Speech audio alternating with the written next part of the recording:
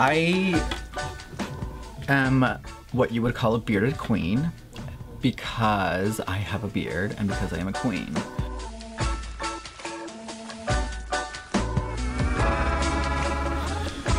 I usually have a pretty standard face, a look that I think people have come to recognize as a Grace Towers face. Hi everyone, my name's Grace Towers and welcome to Drag Lab.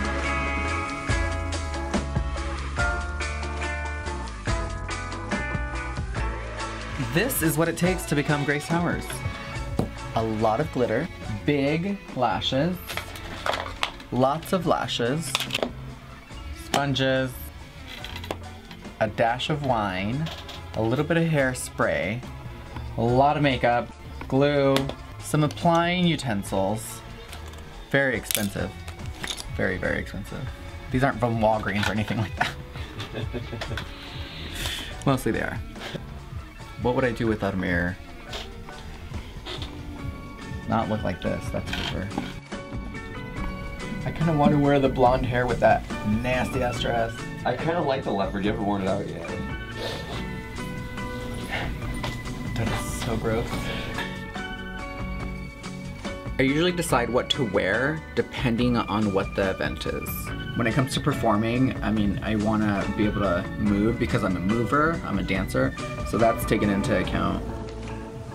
Clearly, I'm not going to wear the same thing I wear to the Powerhouse, which is known as a leather bar that I'm going to be wearing to a benefit for LGBT community, like at City Hall.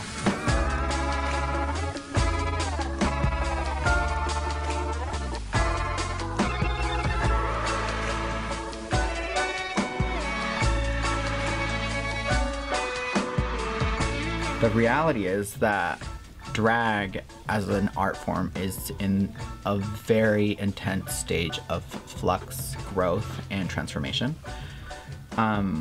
Drag for me and drag as a bearded queen has been really important because I think it taps into this grayscale of the binary of male and female presentation that hasn't been tapped into for a very long time, especially at such with such a presence in mainstream. I think it creates a space for people to question the teachings that people have given them, the teachings that I don't think people are consciously making choices about because they're habits, and habits are the kind of things that can be tricky because you think you're making a conscious choice, but really it's so subconscious and so deeply ingrained that it's almost second nature, whether or not you actually agree with those decisions.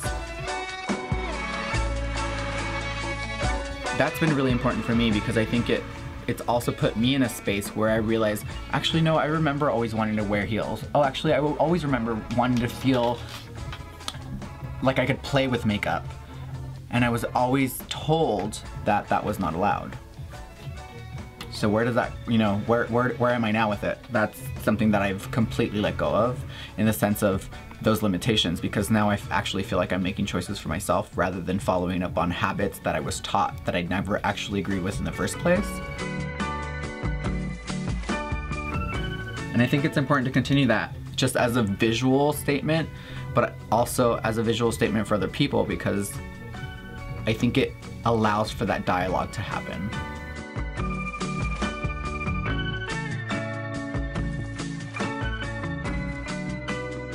Doing makeup for myself because I'm gonna be doing a gig or I'm gonna be presenting something or I'm gonna show up and support an event. If I'm in faith, I think the transformation for me really happens when I put on the lashes. I stack like 5 lashes and I think that's pretty well known as a look for Grace, is the lash.